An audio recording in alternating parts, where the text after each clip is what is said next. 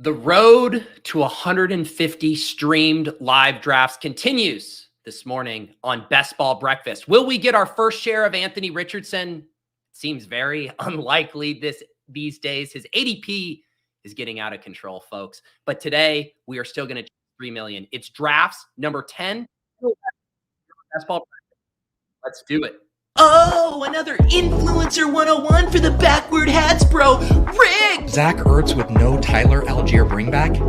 Yikes. You reached around for correlation? That's a no-no. You ADP bros disgust me. How about you just live a little? Handcuffing might actually be a way to get unique if the field's avoiding it. The Wi-Fi at this resort is a disaster? These fucking streamers don't have player takes. What if a piss boy draft is the room you need? Oh! All right, GMs, what is going on? The chat is popping. I'm feeling a little bit better this morning. Those of you who are YouTube members that tuned in for the Best Ball After Dark with John Daigle on Friday night will know I was in rough shape. I've been battling a bit of a cold, and for some reason, it just came down like a pile of bricks on me on Friday night. So I was struggling. I am feeling much better, have gotten a couple good nights of sleep. And so I am ready to attack this week. What do the kids say? Carpe diem? Actually, the kids don't say carpe diem. That's your professor says carpe diem. GM to everyone here. GM. What is going on? Yes, we do need to talk about some QB ADPs. This Anthony Richardson stuff is getting out of control. We are bouncing back here totally. And I know what? Someone wants the coffee pour. You want it? Should we just get right to it? Just get right to the coffee pour? I mean, we have so many things on our docket. We got to talk about Anthony Richardson, but we also need to establish the coffee. That's how we get things underway here.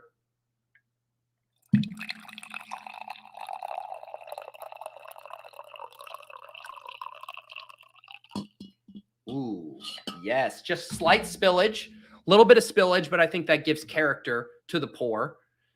How we doing? You got Richardson at 88. The Spags of the world haven't taken over yet. Yeah, so this Anthony Richardson stuff, it was like we all knew his ADP was going to rise, but I did think it was going to be more of a slow, gradual thing. Like I was like, yeah, he's going in like 100 to 110, and by the time July rolls around, he'll be going in the 70s. I made my best ball tip video, which by the way, I have a playlist for those. I've been doing a couple of those a week. And I had a line where I said, hey, if you don't like Anthony Richardson at pick 100, I'm talking to myself here, you're really not going to like him at pick 170. What I didn't envision happening was this, taking place over the span of just a few days. I mean, my guy JGFC sent me a screenshot this morning letting me know that our dude here, Anthony Richardson, has now flipped Dak Prescott. He has now flipped Dak Prescott. And it's not even that I think that's quote unquote wrong. I'm just shocked that it has happened so quickly. He now has an ADP of 86.2. I mean, I don't know where this ends. I don't know why it would end. It's truly stunning stuff right now with Anthony Richardson through my 9 stream drafts. I think I misspoke earlier. This is going to be draft number 10 and draft. Now I'm all out of sorts here. Is it 10? God, I'm so out of sorts here. I'm pretty sure the Daigle one was 9. So maybe I have this wrong on here. Yeah, I'm 9 drafts deep. So I have this wrong on the description. It's 10 and 11. 10 and 11 today. But anyways, through 9 drafts, I have 0 Anthony Richardson shares. 0. And do I just need to bite the bullet? Do I just need to eat the cost at like pick 75 so I get 10 picks of closing line value? To me, that is the real big question with this. How much closing line value can you actually get on Anthony Richardson at these prices? I mean, how much higher can he go? I was roasting Spags for taking him at pick 75 the other day. I mean, this is truly out of control stuff here. I'm trying to see this board when I drafted with Spags the other day. So Spags took him at pick 75, ahead of Deshaun Watson, ahead of Dak, whatever. Is he going to get up into this Trevor Lawrence and Justin Herbert range? That I feel like is the ceiling. But it will not shock me if Anthony Richardson ends up with an ADP of around 54, 55, 56. This is truly nuts. And now I think I maybe just need to pull the trigger and get a couple of shares of him at these, pick 75 prices. Just absolutely wild stuff. Let me see here. I'm trying to catch up on the chat.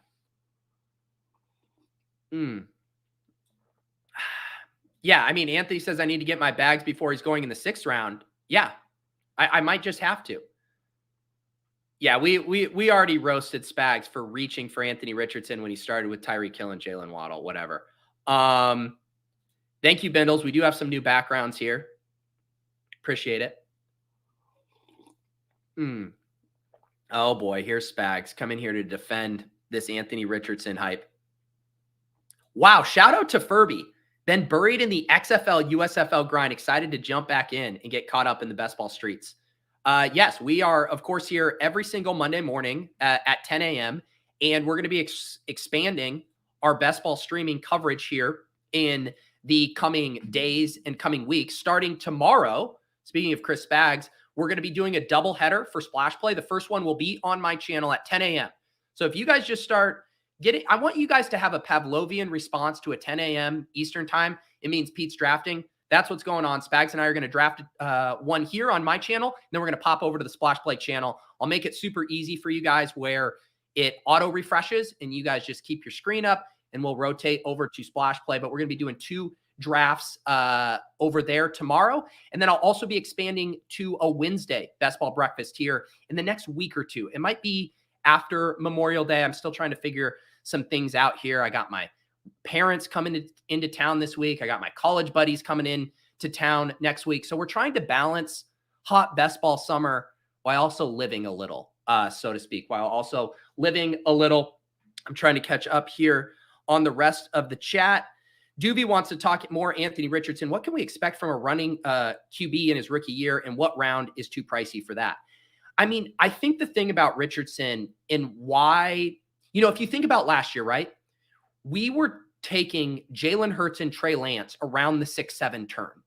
And I think that was appropriately priced, but it also is a perfect encapsulation of the range of outcomes with Anthony Richardson, right? Where it is potentially possible you hit on Jalen Hurts light. I don't think you're going to get Jalen Hurts, but could you get Jalen Hurts light? Could you get a Justin Fields type season from him? Sure. The problem was we were getting Justin Fields in the 12th or 13th round. So there was a lot more opportunity for him to smash his ADP.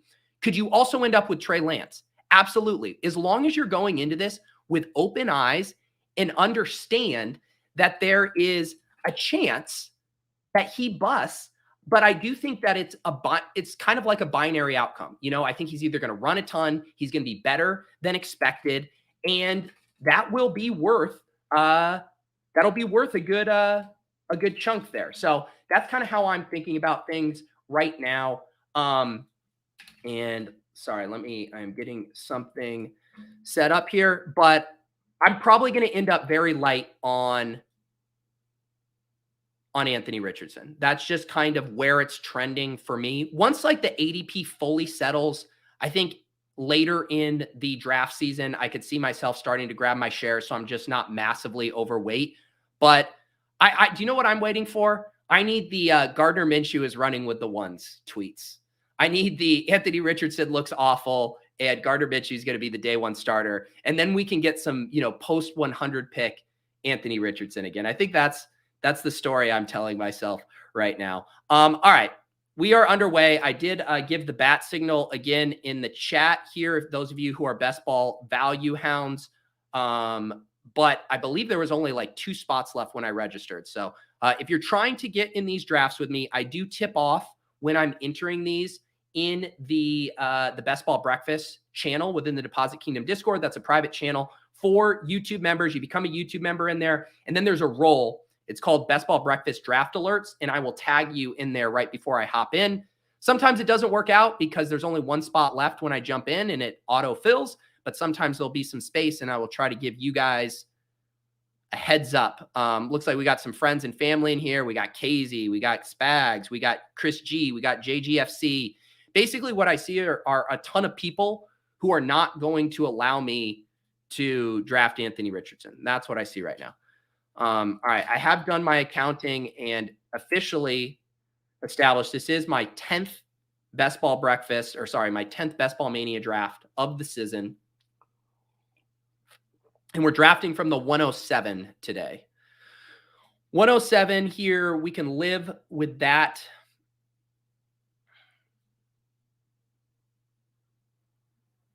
Let's get my screen set. Oh, now we're cooking. Now we're cooking.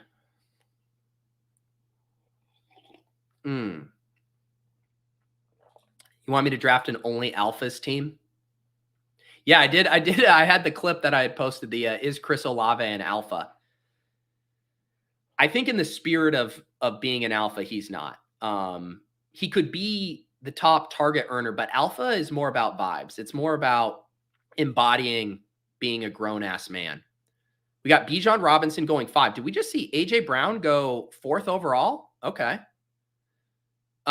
This is another thing that keeps happening. People keep taking Tyreek Hill over Cooper Kupp, which is, I don't think it's crazy, but I will continue to scoop up Cooper Kupp here at 1-7. And that's what we do. Already off to an interesting start here with AJ Brown at 4, Bijan 5, Hill goes 6, and I get Cooper Kupp at pick 7 here. We got Het, YouTube member, longtime listener, first-time messenger. Welcome to the comment streets. Welcome, welcome. Most of you already know about the giveaway that I'm running this summer as I, journey toward 150 stream drafts.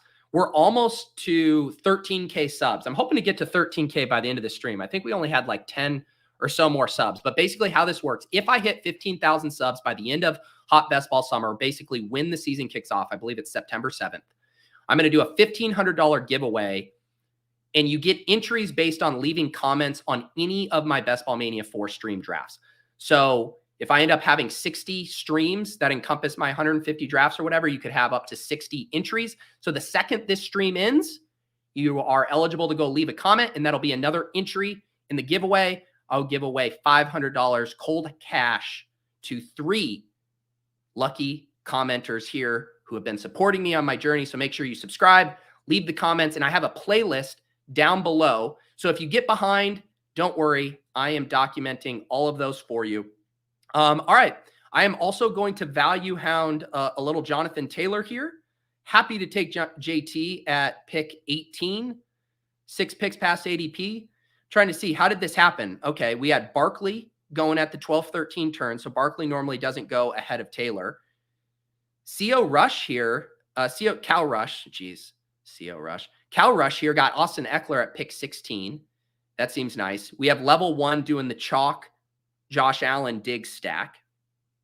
But a Cooper Kupp Jonathan Taylor start. Am I in a super flex draft right now? This is how I started all of my super flex drafts on Underdog, because I didn't have any early slots.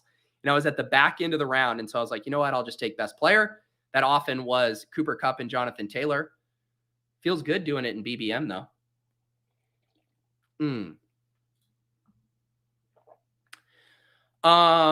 Oh God, Willis. Yes, you're right. The chat is on to me, setting up my Anthony Richardson stack with Jonathan Taylor. I believe Pat did that on our opening night stream. It was last Saturday night when we did drafts 1 and 2 here. And I believe Pat did a JT Anthony Richardson. I'm getting roasted. Great start for 2021. It would have been a great start. Except then, Jonathan Taylor. I was trying to think, those guys in the fantasy playoffs still delivered pretty solid as well. Those were the advancement rate kings the year Liam won Best Ball Mania. Rob says, what's the difference between Bijan, Saquon, and Taylor for this year? I can't see how Bijan is flat out better right now. Just seems like a waste taking Bijan at 5 when you get Taylor at 18. I mostly agree with you, although I'm much lower on Saquon than you. I do think Bijan and Taylor are fairly similar to me as far as the tier I view them in. I do think Bijan's ADP is going to end up where JG took him. I think he's going to be a top 5 pick by the end of the summer. And I don't think you can say that Barkley at this stage of his career, when he just doesn't look as explosive, he's going to have more competition for targets this year. I think Bijan's workload could end up being much, much better than Barkley's this year, would be my thought. You guys going to make me take a running back here? Looks like you're going to make me take a running back. So that'll be fun. All right. Chris goes Jacobs. So I'll take Stevenson. So we're going to start Jonathan Taylor, Ramondre Stevenson, and Cooper Kupp. That feels like a fun start to me. See, and you start to see the kind of like the value pockets here. So, JG started with Bijan and Nick Chubb and then had to, realizing, hey, I'm going to be way behind the 8 ball at wide receiver. So he takes Deebo Samuel there. I just feel this cliff so much, like the DK Metcalf to Deebo. Like this feels like such a big tier break. And then you can see a drafter like Flip-Flop Life from the 2-hole who really starts to turn the screws on those of us who aren't accumulating a lot of wide receivers. He starts Jamar Chase, Chris Olave, DK Metcalf. I like Chris G's start, of course, Tyreek Hill, Devonta Smith, and then Josh Jacobs. Like right now, getting the anchor running back in round 3 feels very good. Jahmyr Gibbs getting a little steamy too, right? Jahmyr Gibbs now going here in the 3rd round. I don't even think that's bad. I mean, once ETN comes off the board, I think it's definitely Gibbs season. But man, is that 80? What is his ADP? Because he was going in the 5th round still, 36.9. All right, so this is what happens when I'm not drafting except on stream, is I don't draft for a couple days over the weekend, and then I show up and I'm like, oh, Jahmyr Gibbs is just up a round and a half. Jeez, life comes at you fast. All right. So KZ takes London here. I would have been interested in that. Mark Andrews is a value here. The question is, can I risk getting further behind at wide receiver? I don't think I can. We are getting hit with a bit of an avalanche here. You know what? Screw it. We're doing the 2021 All-Star team. I'm just going to value hound this morning. We add Mark Andrews 10 picks past ADP. Other than Ramondre Stevenson, this team would have advanced to the playoffs. Jonathan Taylor, Cooper Kupp, and Mark Andrews. Your 2021 league winners on a 2023 roster. We're going to have to catch up at wide receiver, though. We are going to have to catch up. What's this you say? Are we amidst a wide receiver avalanche right now?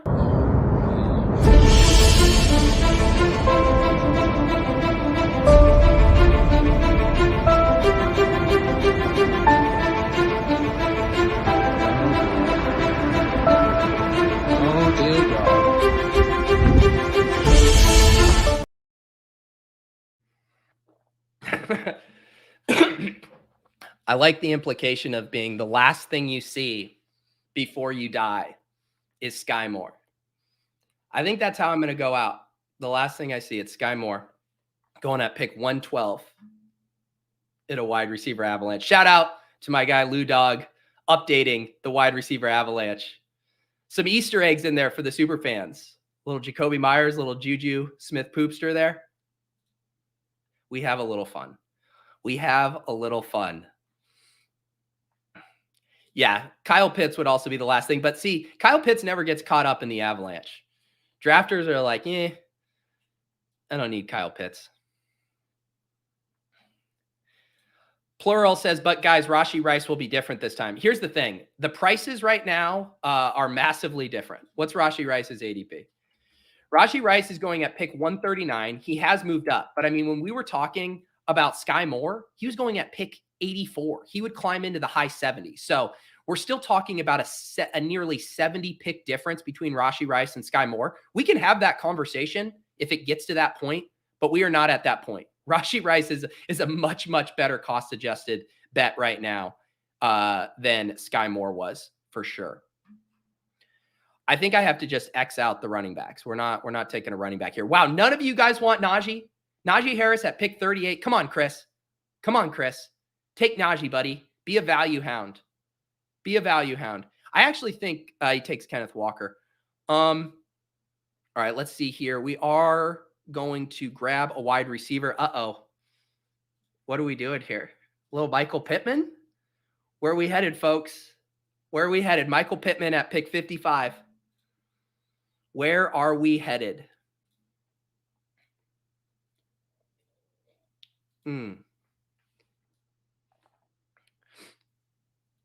Jeff Atwood is in a slow, and someone took Jerome Ford in the 4th, pick 44. I mean, got to get your guys. Got to get your guys. Is there still no news on Kareem Hunt? Still nothing?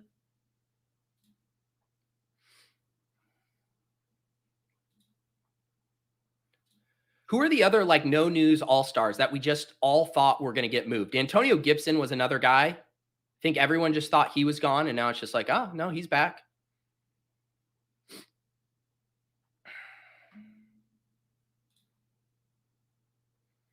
We got Jordan Addison now going at pick 61. My God. His ADP 72.8. This is a wide receiver avalanche. My team right now, through 5 rounds, Jonathan Taylor and Ramondre at running back, Cooper Kupp and Michael Pittman at wide receiver, and Mark Andrews at tight end. Okay, yeah, we got the forgotten all-stars. Spags just this fucking guy. I mean, Spags lighting money on fire for a bit is fun. Spags, trust me, I've spent worse money here. Spags just paying $25 to get his name mentioned on these airwaves. Spags, you know you're going to be on the show tomorrow, right? You're going to get all the clout you want tomorrow at 10 a.m. You don't have to take Anthony Richardson. This fucking guy.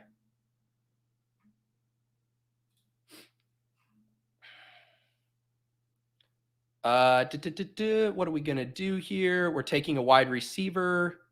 We're just going to take Tyler Lockett. Sounds fine. Sounds fine. Look at all these. You guys are making me draft all of the old gross guys. That's what happens on these streams. But I made my bed, and now I need to lie in it. I said I was going to stream all my drafts. I said, come on, piss boys. I said, come on, Red Badge Brigade. I said, come on, Chris Spags doing a bit so we can get some ha-has in the chat. And I said, I will battle you.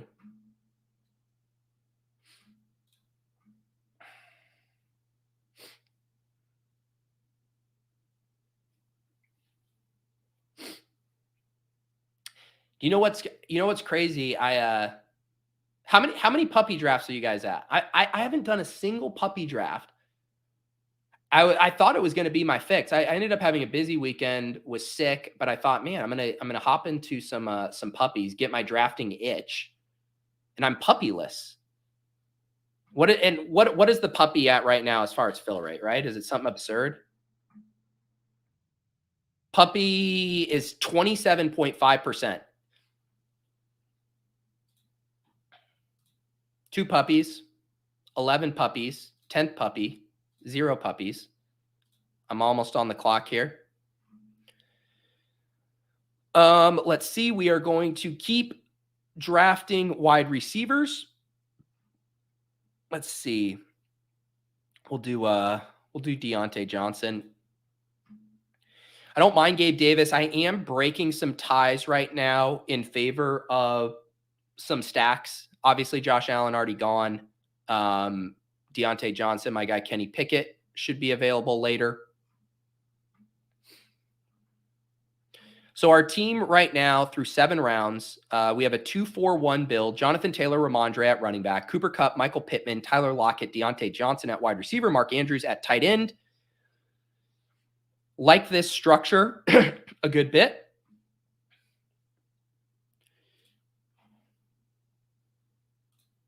Paul's at 40 puppies. Of course, Paul's at 40 puppies. The Black Lebowski. Every time my wife hears puppy draft, she gets super excited, but then remembers it's not drafting real puppies. Was it David who had that tweet? David had an incredible tweet. I think it was David Pang. Apologies if I think his Twitter account is Pang's Picks. Had a tweet that his wife was auditing his credit card bill and said, God, I'm going to butcher this, but it was like, why are there so many charges to Underdog? And he said it's money going to an underprivileged dog shelter, I believe is how he worded it. Which is a great spin zone. I mean, underdog, it really could mean anything.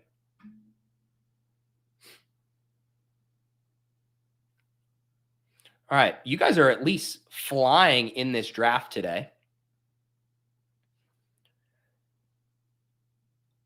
I will be taking a wide receiver here again.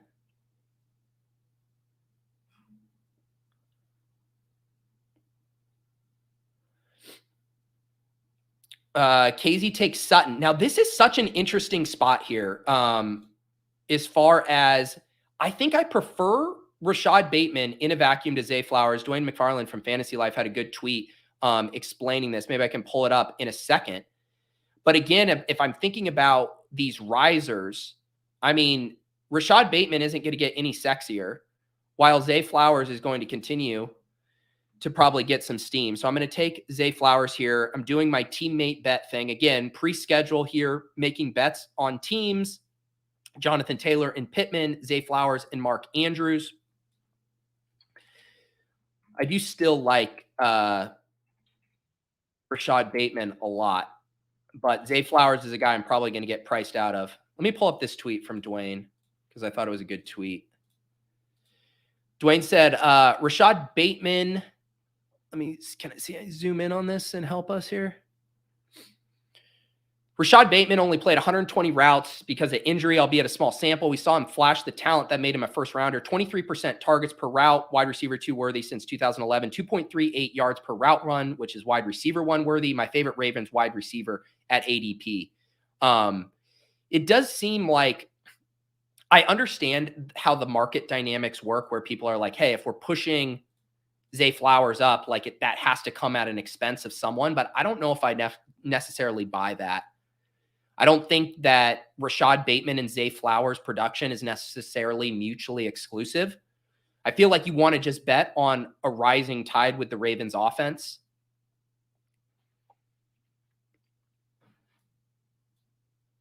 Bateman does go 1 pick after me to G.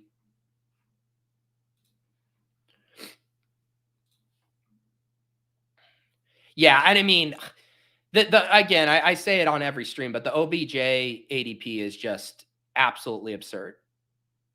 It makes zero sense. Like, maybe people could have justified it before the draft. You know, it's like, oh, Odell's going to, be the guy. I mean, Odell is at best. If you want to say he's better than Zay Flowers or Zay Flowers isn't a good prospect, I mean, he's the 3rd wide receiver on that team. Most realistically, he's the 4th option after Bateman, Zay Flowers, and Mark Andrews. In an offense that we are still projecting to be fairly run heavy. I know we're all excited about the changes there and them throwing more. I'm banking on that a bit. But even in like the most rosiest outcomes, the Odell stuff is just insane at these costs. Odell's like a 16th, 17th round pick. I mean, what's his ADP these days? 103.7. Get the fuck out of here. Get out of here. All right, we are making some bets on, I don't love this wide receiver tier. We're going to go ahead and grab Charbonnet. We have Tyler Lockett. We're going to continue to do a little Seattle drafting here. Jonathan Taylor and Pittman, Charbonnet and Tyler Lockett, Zay Flowers and Mark Andrews. Our 3rd running back here. I will say, where do you guys think is too far for Kenneth Walker to drop, right? Because I think we all agree his price needed to come down after the Charbonnet pick. But man, I mean, G took him at pick 54. That seems like incredible value to me for Kenneth Walker. I am a big time buyer at Kenneth Walker in the 5th. I think I'm a buyer in the 4th too, honestly. Like, I like Dameon Pierce. I'm ahead of market, I think, on Dameon Pierce. Give me Kenneth Walker over Dameon Pierce every day. Dameon Pierce in this draft went at pick 45. That's definitely very rich and out of the ordinary, right? Pierce's ADP is 62. Yeah, so someone was living a little there.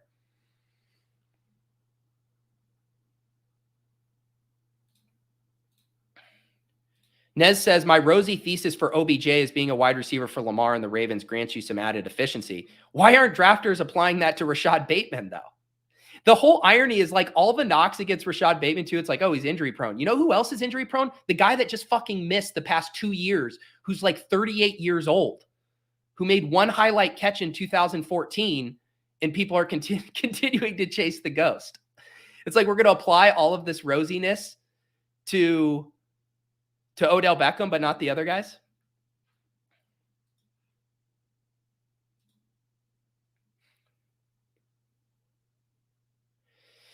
All right, getting boxed out here a little bit at quarterback. I was hoping Geno Smith would come back to me at pick 114. Level 1 takes him here to stack with JSN. I mean, Geno at 108 ADP. I guess he's getting him right around there. I'm going to have to keep an eye on this quarterback stuff. Starting to get boxed out a bit. Let's be done at tight end here. And we have our Pittsburgh bet already with Deontay Johnson. We're going to grab Pat Phil Hellmuth here. 6 picks past ADP. Continuing our theme here of team correlation. Now adding the Steelers here. Week 17, Steelers versus Ravens. Who says no? Pat Freiermuth and Mark Andrews ping-ponging touchdowns. Deontay Johnson vacuuming up targets underneath. A story I'm telling myself right now. Speaking of, did you guys see Peter King in his column this morning said the schedule release might not actually happen on Thursday now? He said, let me pull this up for a quick second for you guys.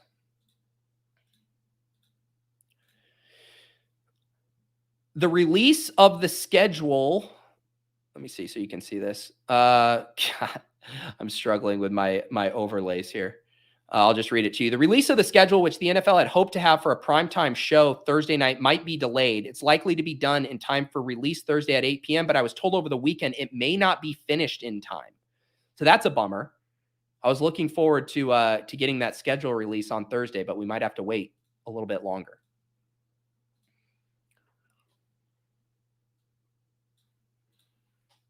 I know. We need it. We want it. What's up, J Mike? My man is back to life today. Good to see you. Mostly well, Pete. Hope you rested well over the weekend. I did. I got some really good night's sleep last night. I was in bed by like 9:15 last night and feeling refreshed. By the way, I've been doing those Best Ball After Darks. Those are for YouTube members. I was very under the weather on Friday, but John Daigle carried the show. Very fun show with John. Have gotten some really good feedback of those. It's basically, they're called Best Ball After Dark. We do end up drafting on most of those, but it's more a super casual conversation.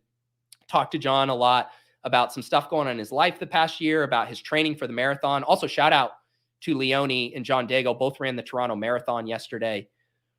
Very, very impressive stuff. Let's see. Man, Aaron Rodgers. So this is one of those spots where I don't have any Jets, but I do need quarterback, and I am just going to scoop the value here and take Aaron Rodgers at pick 127. Might have to be pretty thin on the stacking front because I'm done at tight end. I guess Hardman becomes a target. Maybe we throw a dart on Corey Davis, although he seems like what do we think is going to happen with Corey Davis? You think Corey Davis is on the team?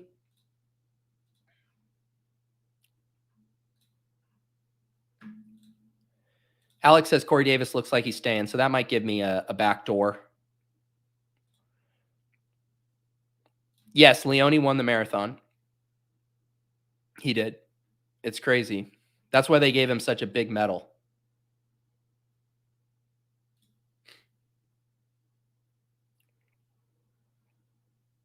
That's where I draw the line. Knox wants me to take Randall Cobb. I do have some self-respect.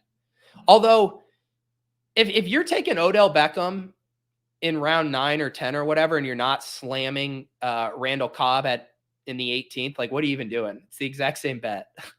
Just fucking take Randall Cobb.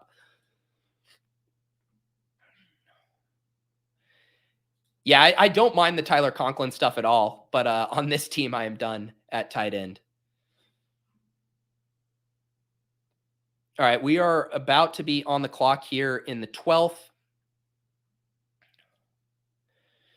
We have Aaron Rodgers at quarterback, Jonathan Taylor, Ramondre, Zach Charbonnet at running back, Cooper Kupp, Pittman, Tyler Lockett, Deontay Johnson, Zay Flowers at wide receiver, Mark Andrews, Pat Freiermuth here at, let's see, what are we looking at here? This feels like, I don't like this run. Yeah, I guess we could do Roshan. Yeah, let's do Roshan. Roshan Johnson at ADP at pick 138. We add him to a room of Jonathan Taylor, Ramondre, Zach Charbonnet, Roshan.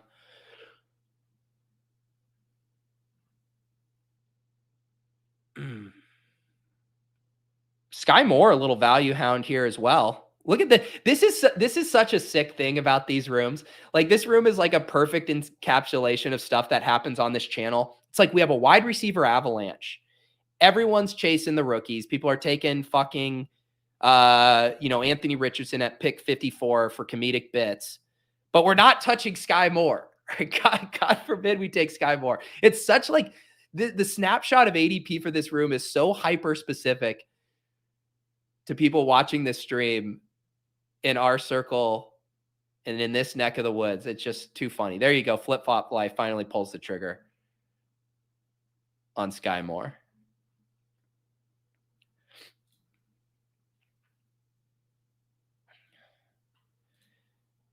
Macker can't handle Cobb and Beckham comparisons. You're going to have to live with it, buddy. I promise you, Odell Beckham is so much closer to Randall Cobb in value than he is to anyone in this 9th, 10th round range where he's going.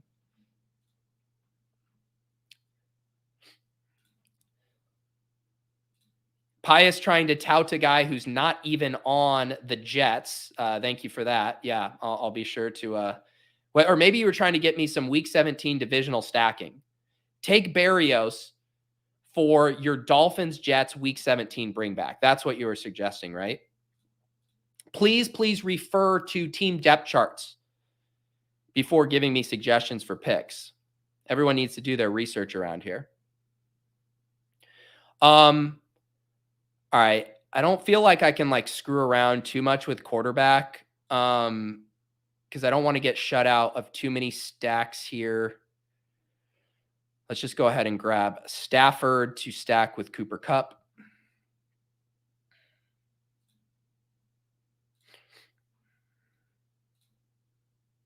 Mr. Is it possible to have too much correlation? So I certainly think it's possible to have too much correlation on a single team. If you drafted 14 Cincinnati Bengals players, I would say, yes, that's too much correlation. I don't think it's possible to have too many mini correlations. 2 players from this team, 2 players from that team, 3 players from this one. You're basically just trying to hit on some of the undervalued offenses. I mean, last year, the Jags were a perfect example. The team that King Capital had that won the regular season prize on Underdog for $1 million. Not only did he nail the rookie breakouts, he had, Rachaad White, Kenneth Walker, Garrett Wilson, and Dameon Pierce on his team, but he also hit on undervalued offenses late. He had Evan Ingram and Zay Jones. And that was just a little mini there. He didn't have the quarterback, didn't have other things. But taking stabs on teammates right now when we don't have the schedule, and it's the only thing we can control for. It's the only variable we have right now that is a constant, is that barring injury, these guys will be playing together on the same team.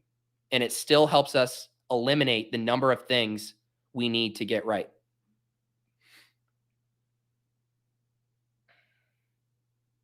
Bonesaw says, what is too many players from one team? Quarterback, running back. So I think if you think about it kind of like on a sliding scale, right? Like if it is a top 5 offense in the league, like if we're talking about the Bengals, and you have Chase and Higgins and Burrow, and then you grab Boyd, and then you want to tack on Irv Smith, and you have 5 guys there, I think that's fine, right? That offense can support high-end outcome. I do think you're still probably a little bit more optimized for the regular season there once you get to 4 to 5 guys. Let me see what I'm doing here. We need some wide receiver help here. Yeah, we need to start targeting some of these rookies. Let's grab Marvin Mims, another guy I keep hammering who I think is going to be a big riser. But back to the point, Bonesaw. But if you're taking, 6 guys on the Texans, right, then I think you start to get in trouble because you need that offense. Granted, you're going to get good prices on them, but you really need that offense to make a major, major leap. I think where it gets tough for me is kind of on those fringe offenses or the offenses I get excited about taking a leap. Like the Bears are a good example, right? So if you take Fields and you take DJ Moore and then you're like, well, Darnell Mooney's there. And then it's like, oh, I want to correlate with the tight end. So I grab Cole Kmet, and then, I want one of these Bears running backs too. I'll take Roshan. Now I'm up to 5. That's where it starts to get a little fringe for me, where it's like you need them to make a leap similar to the Eagles for that big of a team correlation bet to pay off.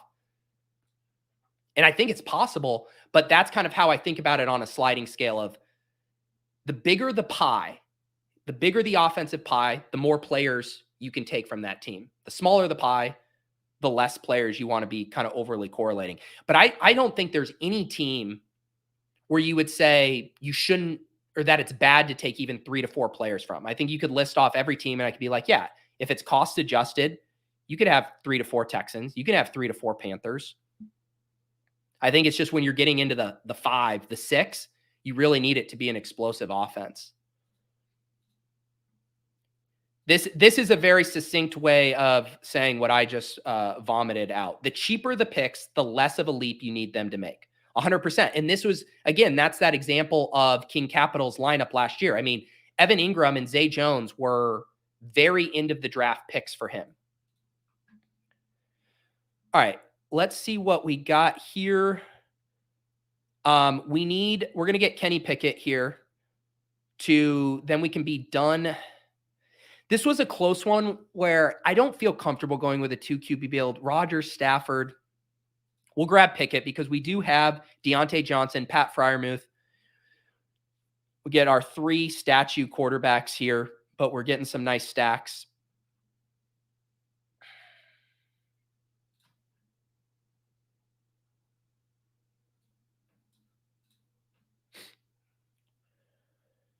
Yep, I like this suggestion from No Bo Sox here. Pat stack is free. Mac, Hunter, Henry, Parker, free as can be.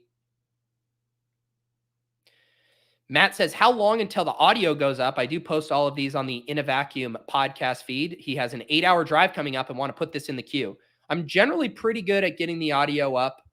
I need to go take my daughter for a walk after this, but it'll be up early afternoon. Probably by like 1:30 or 2 p.m. Eastern. Paul said, why did I remember someone saying Capitals team was an auto draft? It was not an auto draft, although he did select Davis Mills on that team, which was completely unnecessary because it also had Jalen Hurts and Joe Burrow. So maybe he's saying that was an auto draft. By the way, if you guys are new to the channel, I do have this other YouTube channel called the Deposit Kingdom YouTube channel. This channel is exclusively for live streams. On that channel, I do shorter form but higher produced videos. And my most recent video over there is called The Anatomy of a $1 Million Lineup. And I did a dissection of Pat's lineup that, of course, won Best Ball Mania for $2 million and King Capitals, who won the regular season for $1 million. And they were on the surface kind of 2 very different teams. You know, Pat's double anchor RB, Kings was a 0 RB team. But I kind of found some similarities to their overall approach to building a lineup that could vault all the way up to the top of the leaderboards. And I think as you guys think about optimizing for the playoffs in week 17, as well as trying to think through the regular season prizes this year, I think that video is a pretty good exercise for that. and we'll get you in the right frame of reference for these drafts. So I highly recommend checking that out. We are not going to risk missing out on Mecole Hardman. I need to get my at least one Jet stack here. So we'll tack on Mecole Hardman here at ADP. We now have 2 picks left. We're at a 3-4-7-2 build. Aaron Rodgers stacked with Mecole Hardman. Matthew Stafford stacked with Cooper Kupp. Kenny Pickett stacked with Deontay Johnson and Pat Freiermuth. Our running backs are Jonathan Taylor, Ramondre Stevenson, Zach Charbonnet, and Roschon. Our wide receivers, Cooper Kupp, Michael Pittman, Tyler Lockett, Deontay Johnson, Zay Flowers, Marvin Mims, Mecole Hardman. Tight ends, Mark Andrews, Pat Freiermuth. So 2 more picks here. We're done at quarterback. We are done at tight end. I believe this feels like an 8 wide receiver, 5 running back room. I'm definitely not going to just go 4 running backs with this room. 5 feels perfect. JT and Ramondre anchoring it. 2 running backs who could see their role really increase as the season progresses. Also some nice contingent value. But we also were slightly behind the 8 ball at wide receiver because we used pick 18 and 31 on running backs. But I think we've recovered nicely. We still got to 5 running backs in the top 10 rounds, which is another thing that Pat and King Capital shared on their teams. Both of them had 5 wide receivers before round 10. So we do get Cooper Kupp, Michael Pittman, Tyler Lockett, Deontay Johnson, and Zay Flowers. Again, that's not a hard and fast rule, but I find that to be kind of a good general heuristic to know, am I devoting enough draft capital to the wide receiver position? Because even in that double anchor RB build, Pat knew he had to catch up at wide receiver. You do, at the end of the day, need enough firepower at wide receiver. So I like that as just a rule of thumb.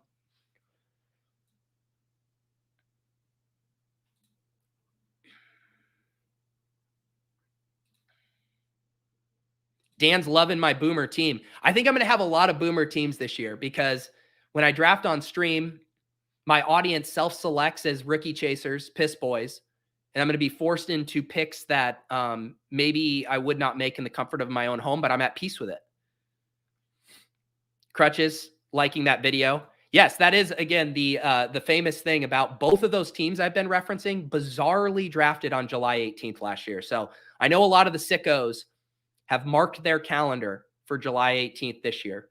I believe Pat is cooking up a fun stream idea for that day to celebrate. All right. What are we looking at here as far as... I'm going to need the chat to come up with a fun... Ooh, I have an idea there. Let's get one more Jet.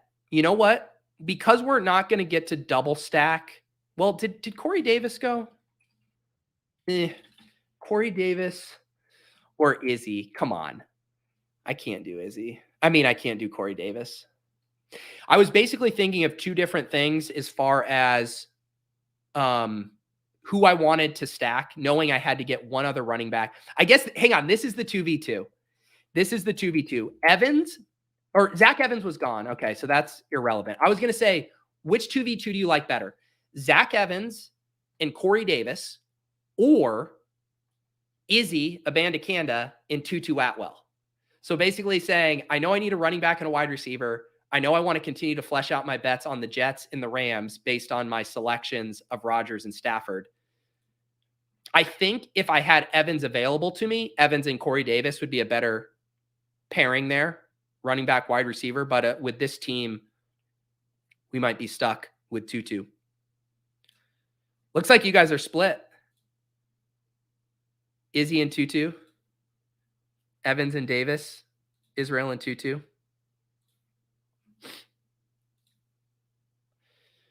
I'd make this an official poll, but that seems like a lot of work for a very meaningless 2v2.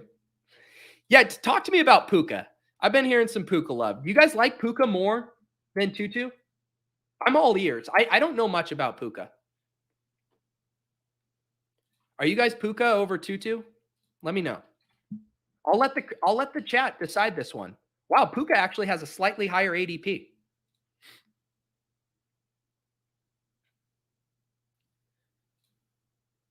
I'm gonna let the chat decide on this final pick. Puka or Tutu? Puka or Tutu? I legit know nothing about Puka.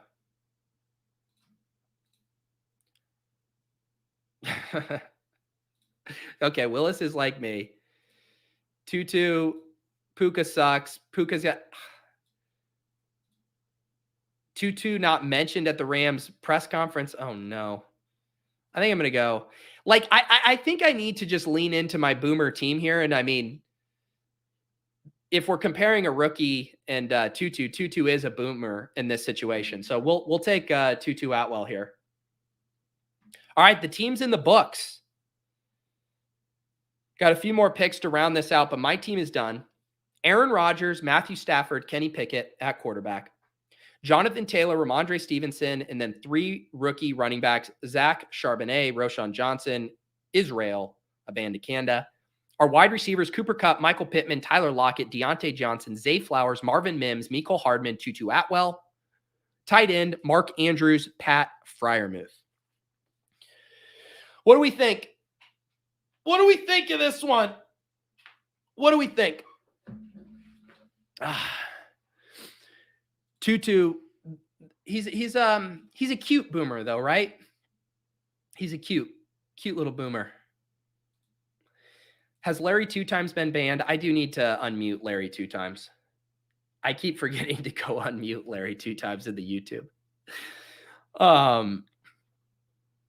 All right, it is a warm-up draft. You know what we do here? We draft 2 teams. I think we need to reset. We got to update the ticker. We got to get the ducks ready to be fed. We need to clear the decks here. We need to name this team.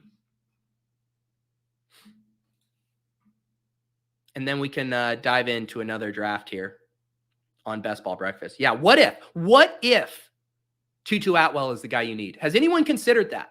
Has anyone even considered that? All right. This is now a ceremonial rite of passage after each of these drafts, coming in here and naming these. I'm OCD with my naming conventions. Number 10, Best Ball Breakfast, 3582. And then we got NYJ, LAR. Oh man, just barely cut off. Couldn't get the T in there. Couldn't get the T in there.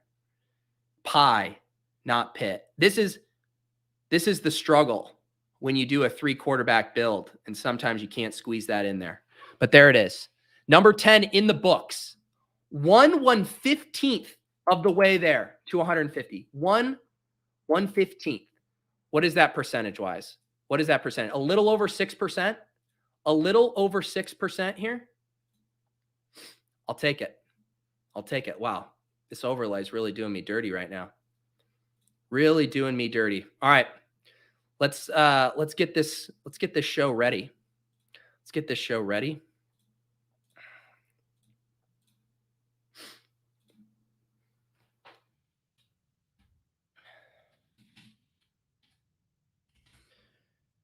We are changing this to number 11. All right, that's good to go. We are going to start feeding the ducks. Also, by the way, I only caught the beginning of the session last night before I passed out, but Roman had a Feed the Ducks reference on Succession last night. All right, we're now feeding the ducks. That's good.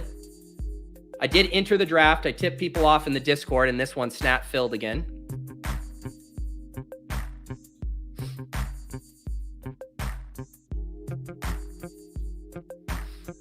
We got the 108 Best Ball Mania draft, number 2 of the morning, number 11 on my road to 150. I'll be drafting teams 12 and 13 tomorrow on Splash Play. That'll kick off at 10 a.m. here on the channel. Make sure you guys are subscribed. Once we hit 15,000 subs, I'll be giving away $1,500 in cold hard cash. Clay's here to feed the ducks. I know why you guys tune in for the second show. It's certainly not for me. It's to feed the damn ducks. I'm going to be cutting it close today. I was like, I kind of need to go to the bathroom, but it's too embarrassing when you have to take a bathroom break on a stream. I do think we need another coffee pour, though.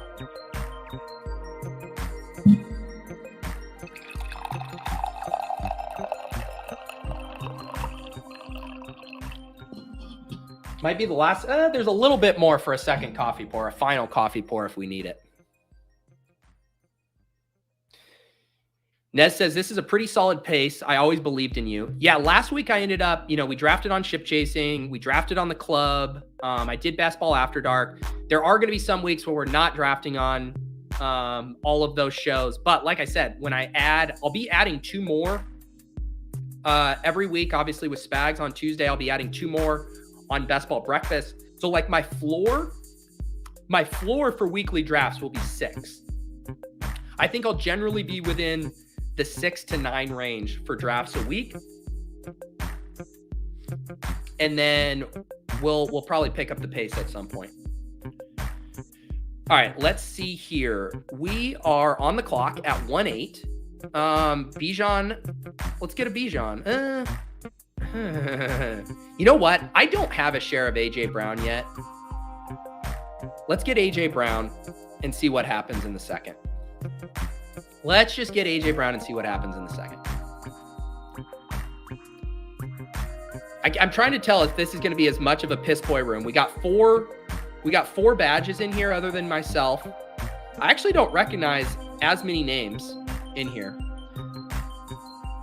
I think we need to get back to doing the thing we did last year where if you are in a draft and you're watching on YouTube, you have to reveal yourself. It's kind of like the old rule of if you ask someone if they're a cop, they're legally obligated to tell you yes if they are. If you're in my draft and you're watching, you're legally obligated to announce it in the chat. That way I know to look out for you. That way I know whether I need to be coy with my words or not. It's true, Daniel. I saw some of these Proud Boys on their Substack writing an article, and the title was, "Is peeing weak? Why holding your bladder is the #1 characteristic of masculinity." It was a very convincing blog I read. Lauren Lynch, thank you for revealing yourself at pick 9. Lolo, thank you. We know Paul's here. Kyle, you're Epic Daddy-O. All right, I appreciate you guys all revealing yourself. Who else? Rusty Maverick, are you in the chat? Himmy Butler. God, I hate that shit. He is him. Tuning in tonight to watch Himmy Butler. Get the fuck out of here. Come on. Himmy Butler, guys? He is him. All right. What are we doing here? Amon Ra, Garrett Wilson, go. Should we do a little waddle? You know what? Screw it. Let's push outside of our comfort zone. I have not done this yet. This is my first elite quarterback selection. Let's do it. Jalen Hurts, come on down. Jalen Hurts, AJ Brown. I still find these quarterback prices ridiculous, but it's going to be a long summer. I don't think these quarterback prices are going anywhere. Let's live a little. We did it, folks. We did it. Pete succumbing to big QB. Yeah, I believe I have Pat's ranks in here. My guy, Pat Kerrane. Legendary upside. Uploaded his ranks.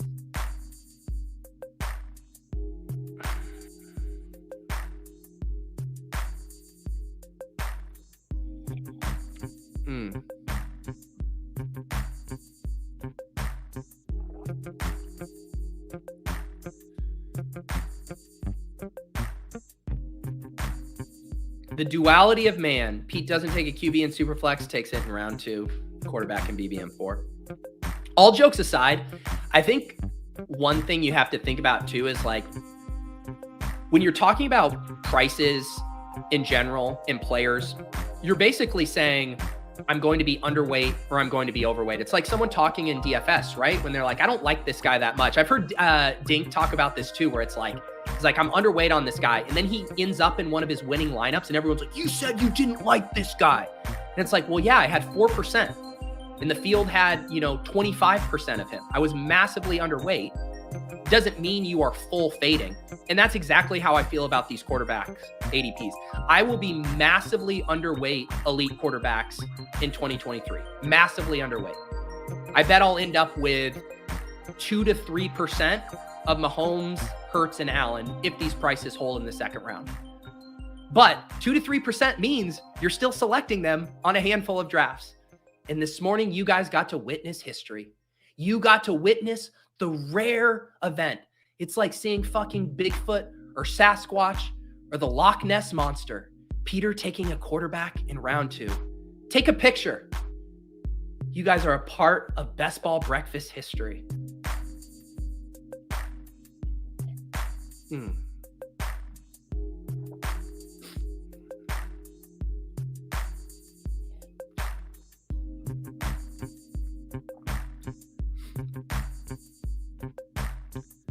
This is just going to be an evergreen comment because I think I get this comment on every stream. Bijan Robinson going way too early. If you think this is early, Alex, you should have tuned in about an hour ago when he went at pick 5.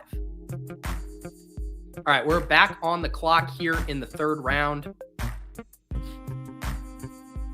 This is a pretty gross spot, honestly. This is a pretty gross spot.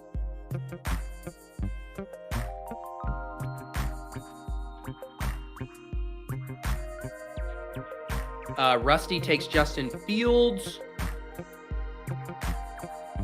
Let's do... I'm going to do ETN.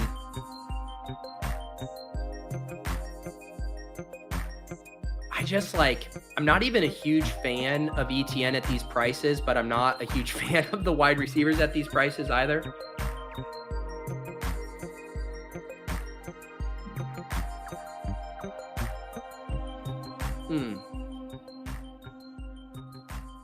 Yeah, I think Bijan's ADP is going to be capped at about 4 or 5. I can't see him flipping Chase. I can't see him flipping Jefferson. I can't see him flipping CMC. I think 4 is probably the ceiling to Bijan's ADP. It would take an injury to one of those guys.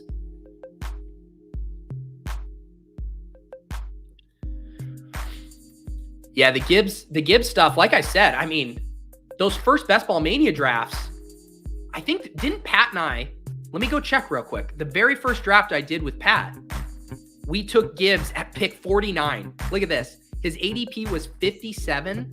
Oh, it's a little cut off there for you. There you go. We took Gibbs at pick 49. And now that ADP is just rocketed up. Man, that discount was short-lived. All right, which wide receiver are we going to take? Which wide receiver are we going to take? I know who I'm going to take. I wanted to take DJ Moore, but of course I was denied. Let's do Christian Watson. I think I like Christian Watson more than any of these guys. Mike Williams has a slightly higher ADP. All right, our team through 4 rounds here as we feed the Ducks. My 11th Best Ball Mania 4 draft on the road to 150. My first elite QB share in the second round. I pulled the trigger on Jalen Hurts. Full capitulation to stack it up with my guy, A.J. Brown. Running back, Travis Etienne. Wide receiver, Christian Watson.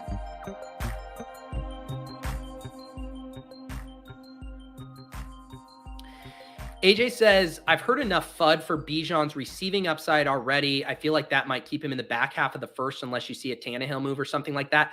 The thing that's kind of crazy about the Bijan stuff is and this is true for any player, right? All it takes is one drafter, and there always seems to be one drafter or at least a couple who are very high on Bijan, like top 5 high. And so then the variance on it is just where is that drafter selecting, right? If they have a top 6 or 7 pick, they're taking Bijan. Sometimes that guy's in the back half of the first round, but If we're averaging that out over the course of the offseason, it's probably somewhere between like 105, 107, where his ADP settles. But again, like I said, I would not be shocked. I think we also forget right now, I mean, we're not quite to training camp territory, to coach speak territory. Bijan Robinson playing out of the slot, Bijan Robinson catching passes. Like, the market is so susceptible to those news bites. Because in addition to being value hounds, everyone on Underdog are information hounds. And everyone loves thinking that they're the only one that read a Roto-World blurb. And they are going to make that blurb actionable by selecting that guy slightly higher than where their ADP is. That cycle I just described plays itself out over and over all summer long. Lauren, I'm pissed that you took DJ Moore. I was going to slam DJ Moore there at pick 41. I like your team. Allen Diggs, Mark Andrews, DJ Moore. What's wrong with that?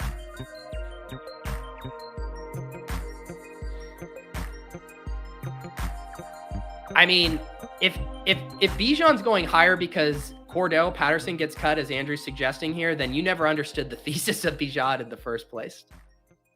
Also, did I see my guy Late Round QB sent me a video of the counselor litigating the pronunciation of Bijan Robinson? Is the counselor running out of content ideas right now? Let's see here. Quarterback slipping. I need to get a wide receiver in this range. We going back-to-back drafts. I'm just going to dance around these ranks and play the ADP game. Let's do Brandon Ayuk.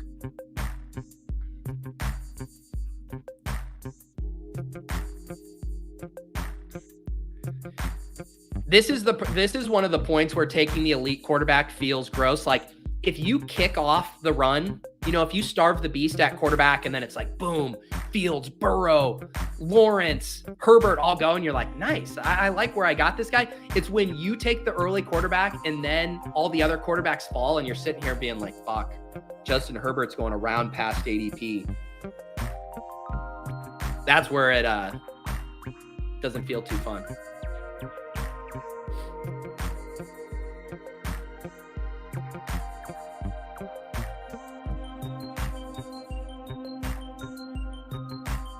Oh, Matt, you are in for a treat. Matt's behind on the stream. Saw me take Pittman. How is this soap opera going to end? Well, Matt, there is an M. Night Shyamalan level twist you will not see coming.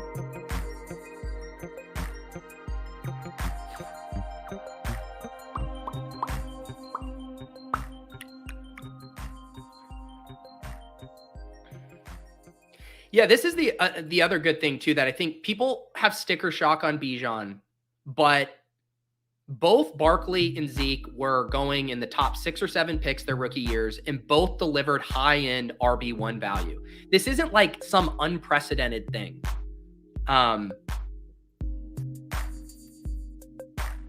I don't, like, when I see Bijan go off the board at like 1-6, I'm not like, you're a fucking idiot. Like when I see Odell Beckham go off the board in the 10th round, then I'm like, no, you're a fucking idiot. Bijan going there? Sure. Why not? Like, everything is lining up for him to have a monster season. I don't blink at that. Who took Goddard from me? Seriously? You had to take Goddard 6 picks ahead. You couldn't just take Kyle Pitts? Here we go again. Justin Herbert now sliding way past ADP. Back-to-back drafts with Tyler Lockett.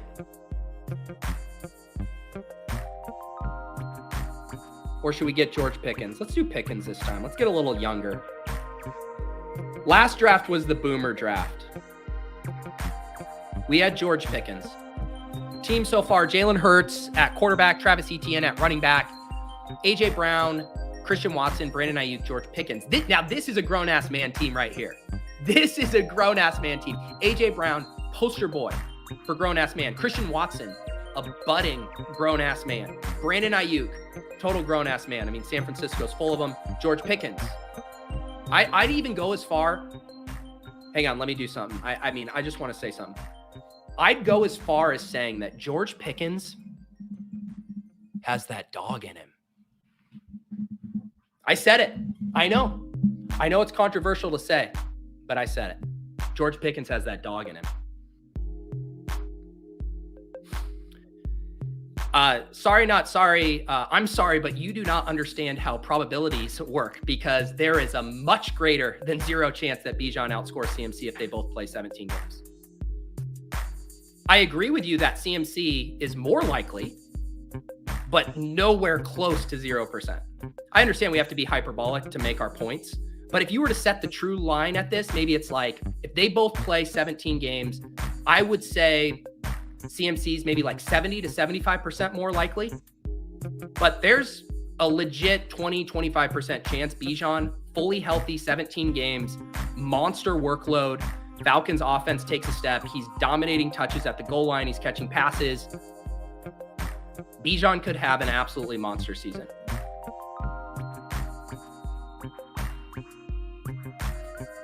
All right, there we go. Anthony Richardson watch. Anthony Richardson goes at pick 73. I actually was like, you know what? I'll give Anthony Richardson a long, hard look at pick 80. Jalen Hurts, Anthony Richardson, quarterback room. That could be fun. Nope, goes at pick 73. To the Michael Pittman drafter. That was supposed to be me. I was supposed to be the one who drafted Michael Pittman and then got to stack him up with Anthony Richardson.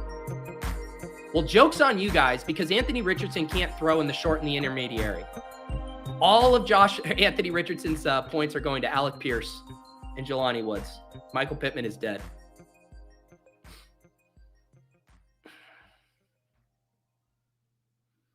Over under on how many Best Ball Mania teams the counselor drafts this year. I don't think, have I ever seen him share an underdog board? I know he did some FFPC drafts. He did a main event draft last year. We got to get the counselor in the streets.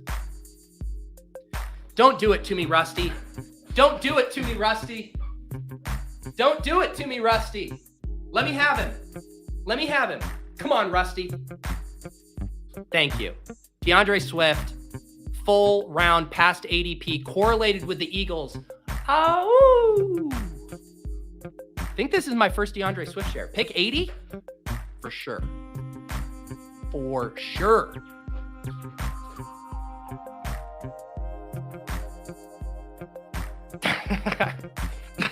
Got a cough.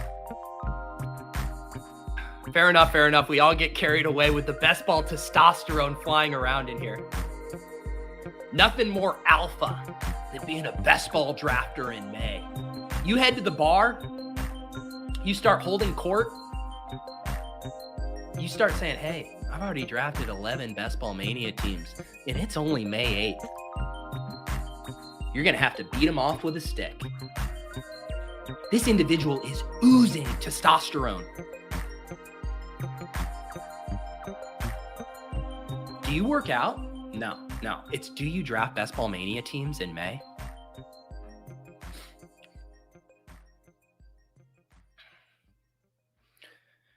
All right.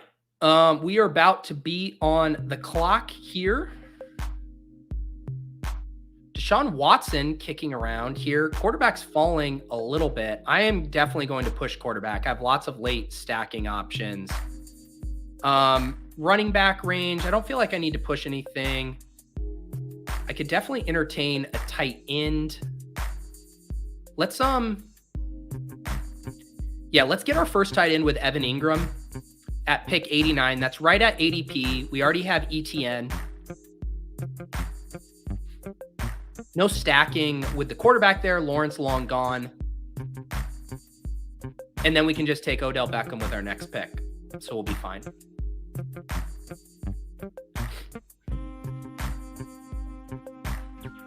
Do you even draft, bro?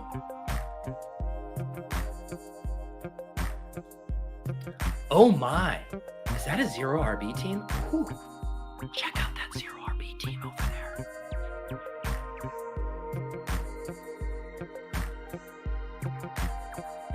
How many, I asked you guys puppy drafts. How many Best Ball Mania teams deep are you?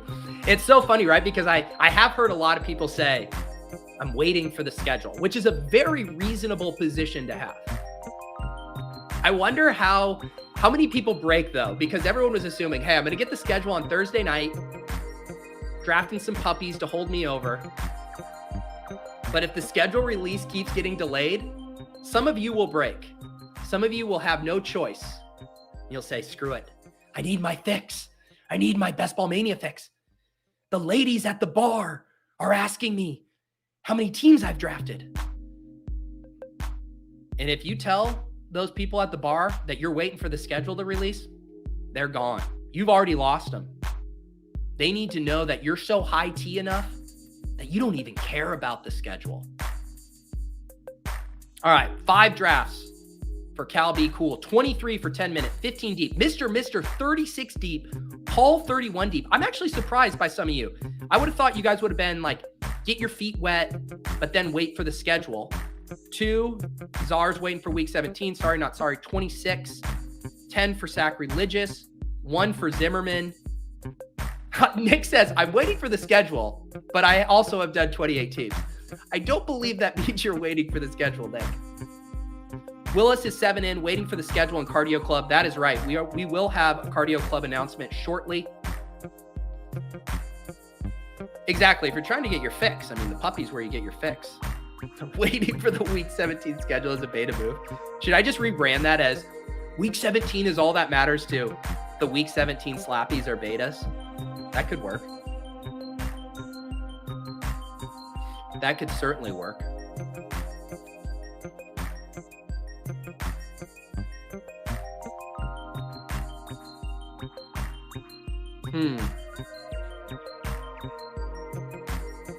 Wide receiver got kind of gross here. We're going to set up another Kenny Pickett double.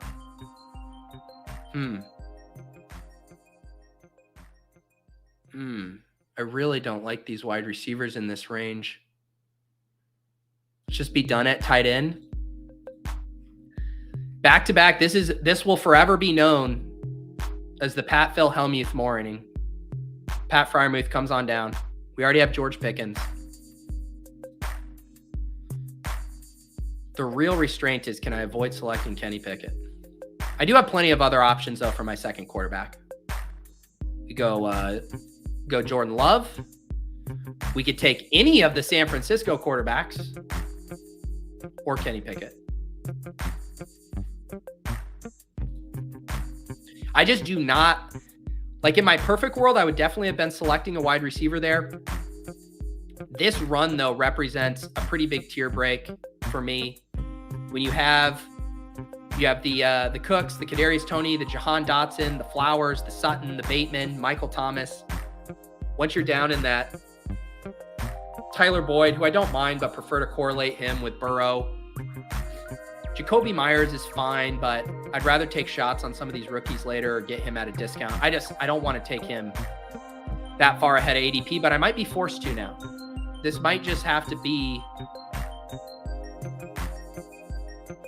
or we could take a running back.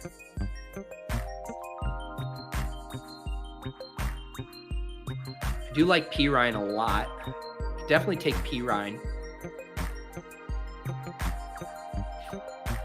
Let's do P. Ryan.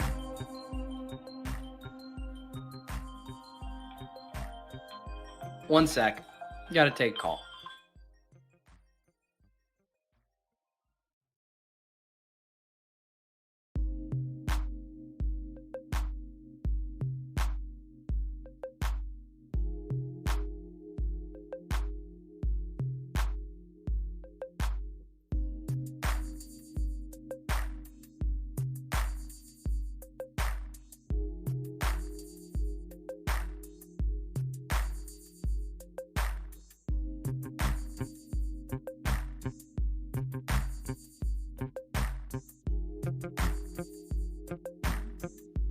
All right, we're back. So rude of me to take a call on Best Ball Breakfast. Any lip readers, you guys are sick. Randazzler, when does BBM4 fill? What's the over-under? I think it'll be late August. Like I've said this before, Underdog can control when it fills based on the other contests they released. So they can pull those levers. If they didn't release any other contests and Best Ball Mania 4 was the only thing in the lobby, this thing would be screaming toward a fill by probably like mid-July. But they drop a puppy They drop a Pomeranian. They drop a Tibetan Mastiff. They drop a Dachshund. They drop a Wiener Dog. They drop a Chihuahua. They drop a Sheepdog. They drop a Saint Bernard. They drop a Golden Retriever. They drop an Irish Bulldog. They drop a Boxer. They drop any other dog names I can come up with. A Finnish Spitz. God damn it, Willis. Willis, I'm just recovering from an illness, and you're roasting me for my small lips. It's tough out there. It's real tough out there. Chupacabra tourney. That has a nice ring to it.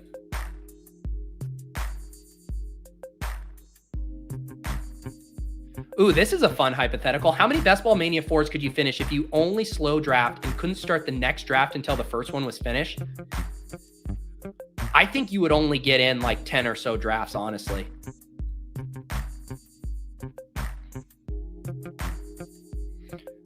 All right, we are going to be drafting.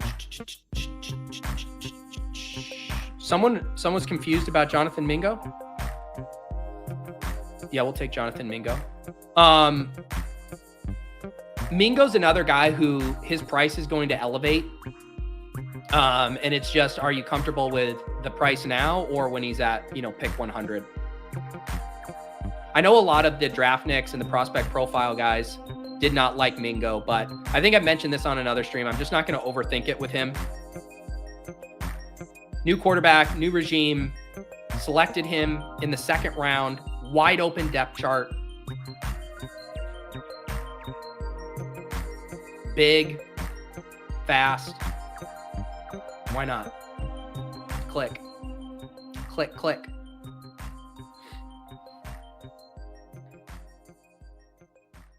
Mango when Sky is right there. Oh, I said mango. Mingo.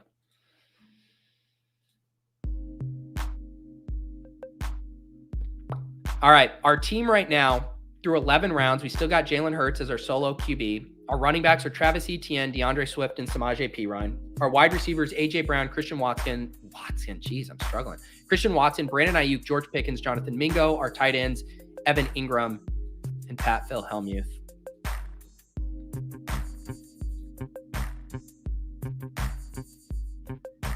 Very Blessed is 40 deep. You're going to do 150 after the schedule on Thursday.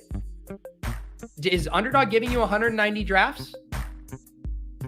Oh, the other 150. The other 150. Like, how quickly after the schedule comes out are we talking here? You're telling me you're just going to rip off 110 drafts in a few days? Is that what you're implying? Very Blessed indeed. 110? Yeah, Lundar bringing up a good point. Rashee Rice, probably the better pick. Probably the guy tied to Patrick Mahomes. I was just playing the ADP game and seeing if I could get a little cute with Rashee Rice coming back. That did not happen, though.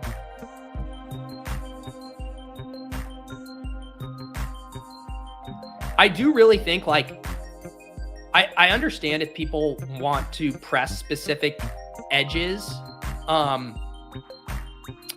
I'm actually not convinced that the Week 17 schedule release is going to massively shift ADP. It definitely will have movement on it, right? Certain stacks will be in vogue, certain team correlations and bringbacks. I remember last year, Denver KC, that one got a little steamy. Rams Chargers, that one got a little steamy, but they weren't massive seismic shifts. I do think I'd really ask myself, what am I gaining from blasting off super hard when the schedule releases versus just continuing to draft at a normal clip? Let's draft Alec Pierce. Sure. Because again, I've mentioned this on multiple streams. I've linked to it in pieces. By the way, on my newsletter, the PO box, on Friday, I wrote an FAQ about my 150 stream draft challenge. So all the questions. What about Cardio Club? What about the giveaway? What about all the EV you're sacrificing? All that stuff. I wrote that up in a post. That's a free newsletter, drops every single Friday. Have a link in the show notes there. You can check out that post, subscribe to that newsletter.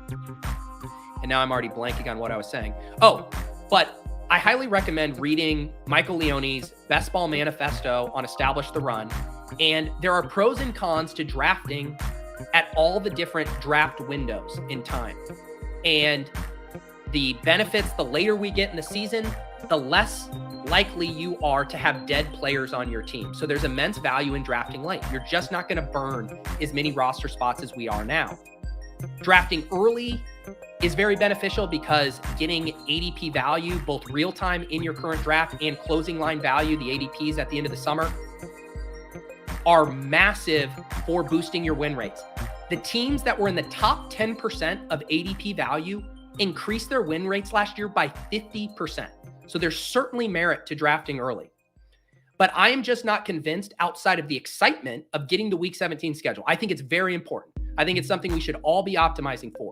But I do not think rushing to jam in 30 some teams or 50 teams or 110 teams when the schedule release is actually the edge you think you're getting.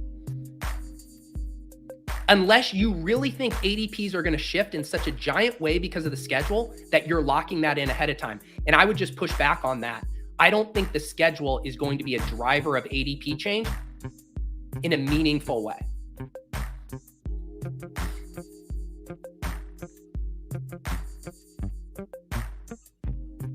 Appreciate the shout outs on the newsletter.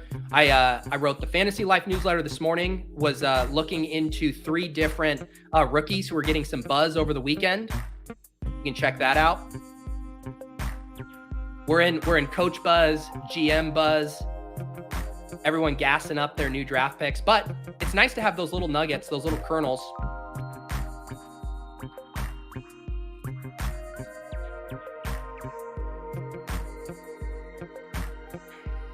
"10 minutes says the nuts would be drafting in May, but avoiding dead roster spots. Not sure how to do that, but I don't think it's zero RB." That was another thing too. The data shows that zero RB becomes way more viable the later we get into the season because it is liable of dead roster spots early on.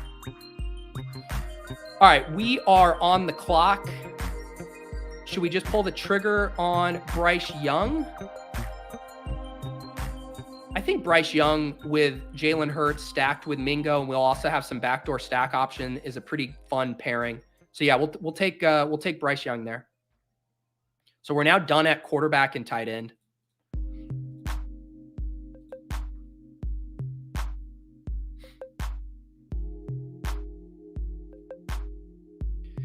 What players are easiest to whiff on? Rookie running backs? I actually think rookie running backs are like some of the best players to be targeting right now. But I think to your point, what you're hinting at is I think the easiest players to whiff on are where we're making assumptions about the depth chart.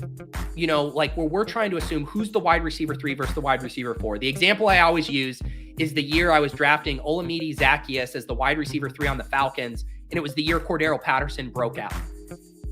And obviously they were, labeled different as far as, their wide receiver, running back or whatever. But still, the point was you got overconfident on a depth chart and then Olamide ended up being like a dead roster spot, so to speak.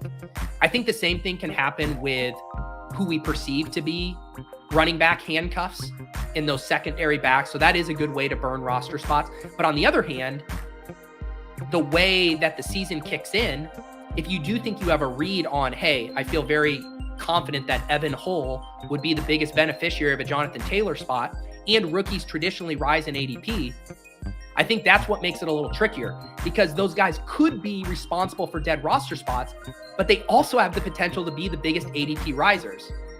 And so you're constantly dealing with that push-pull.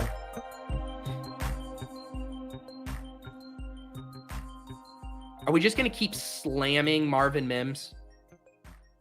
Is that what we're going to do? You know what? Let's do Jaden Reed this time. We already have Christian Watson. We're not going to stack with Jordan Love, but we're going to build out a bet on the Packers being an ascending offense. I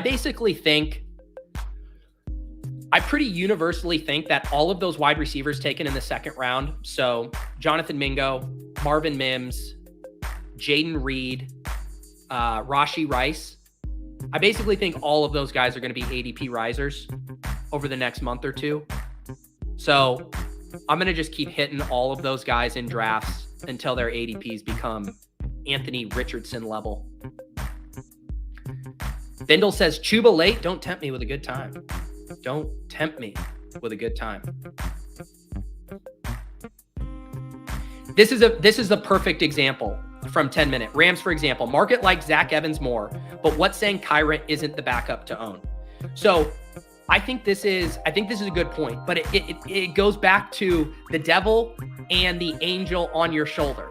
You know, the devil saying, rookies rise. Zach Evans, they traded up to get him. You know, he could easily be one Cam Akers injury away from being the lead back on the Rams. On the other hand, you can say, hey, there's a lot of uncertainty in this backfield. It's not that great of a team. And if Zach Evans is the third running back on this team, you're buried. So this is a good one, I think, to think about. If, as a thought exercise, if Zach Evans, say the team just came out and said, Zach Evans is our running back too. I know this is unlikely, but let's just play this out as a thought exercise. How high do we think Zach Evans' ADP rises? We still know he's behind Cam Akers. He probably caps out at like Jaylen Warren levels, right? We all feel pretty confident Jaylen Warren is the running back 2 behind Najee Harris. So Jaylen Warren's ADP is 161. So when you win, what you win when you're right about Zach Evans being the RB2 is what? A 30, 40 pick ADP jump into the 15th, 16th round. I would argue that what you're winning isn't a big enough prize to risk taking on the dead ADP spot. It becomes a very different calculation if you're saying he vaults up to being a top 100 pick. If that happens, now you're really starting to weigh the risk reward of that, because the reward of him vaulting up 100 spots in ADP is much, much greater, obviously, than him vaulting up 30 or so spots. So that's kind of how I'm thinking about it for some of those fringe late picks.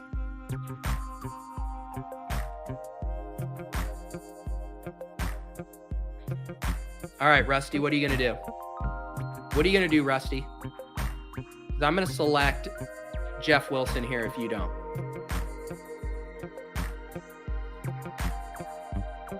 I continue to be pretty confused about Jeff Wilson's price. I think all 3 of the Dolphins' backs should be closer together. Achanne, Mostert, Wilson. And at the very least, if we want to chase the rookie Achanne, trust me, I'm on board with that. You don't have to sell me on Achanne. I get the upside. I get the draft capital. I get the rookie black box nature of it all. Trust me, I get it. But Jeff Wilson and Mostert shouldn't have this big of a gap.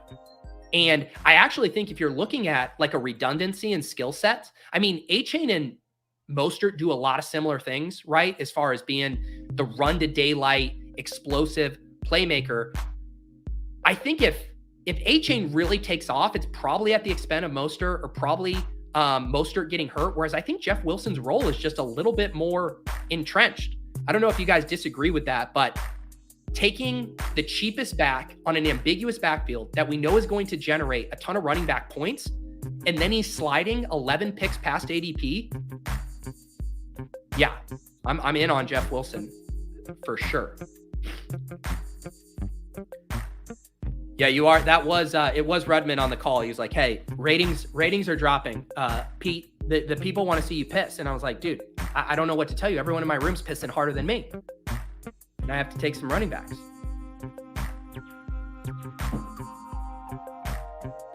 All right, we have 3 more picks here. Yeah, come on. We got to do Chuba, right? One of my favorite picks. He's at the top of the ranks. We got Bryce Young. Just don't tempt me with a good time.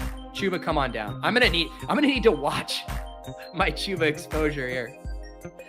What is my Chuba exposure at here? Let's go look at through 10 rounds. Okay, it's actually in check. Holy cow, I thought it was gonna be higher. I've been doing good. I'm only at 22% Chuba. 1 out of every 5. It'll go up here, obviously, after this one. Not bad. Kendre Miller. There's Jeff Wilson right there. Drafted Jeff Wilson on a third of teams. Ooh, Josh Jacobs, 33%. Ugh, what am I doing? What am I doing?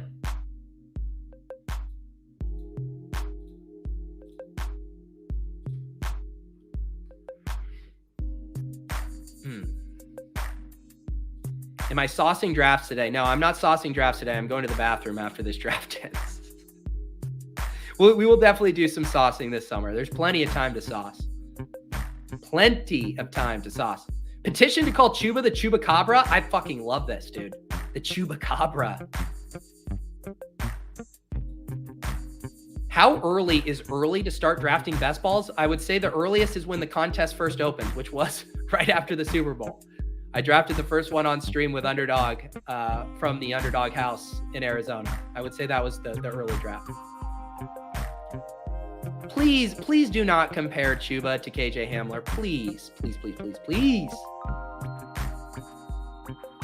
I'm at a 2.572. I'm done at quarterback. I'm done at tight end. We need to get some more wide receivers.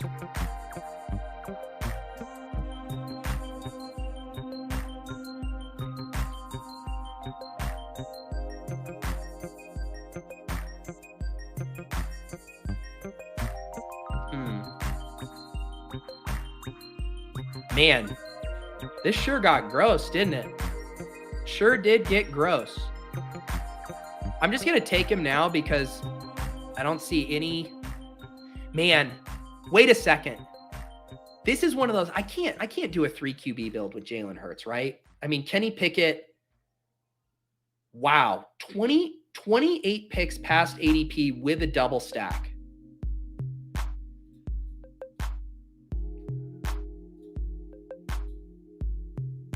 I did it. I don't think that was right, but I did it. I don't think that was right.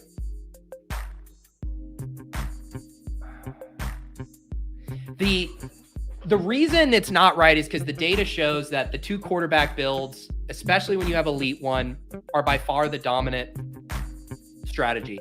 The counterpoint to it is thinking through how to traverse through the playoff gauntlet. And one of the best ways to do that is to have 3 different stacks set up so that when you have the setup of Jalen Hurts gets you to week 17, very similar to what happened last year, it either gets hurt or he fails or doesn't play or whatever, then you have a unique stack that got through. Because if Jalen Hurts goes nuclear in rounds 15 and 16, there's not going to be many Kenny Pickett teams in the final. So that's the thought process. The counterpoint is you have now devoted too much capital to the quarterback position. And then my counterpoint to that would be, I got it 30 picks past ADP, double stacked with a bet I had already made on my team with Freiermuth and Pickens. Like if those guys crush, Pickett's going to be having a good season. We're going to take Terrace Marshall for, oh, someone took Terrace Marshall? Okay, then I really fucked that up. You are sick. All right. Screw it. God damn it. Wait. Did someone already take Marshall? Okay, no. For some reason, I thought someone took Marshall, but it was just that it wasn't my turn to pick yet. That scared me. I'm definitely stacking Terrace Marshall with Bryce Young.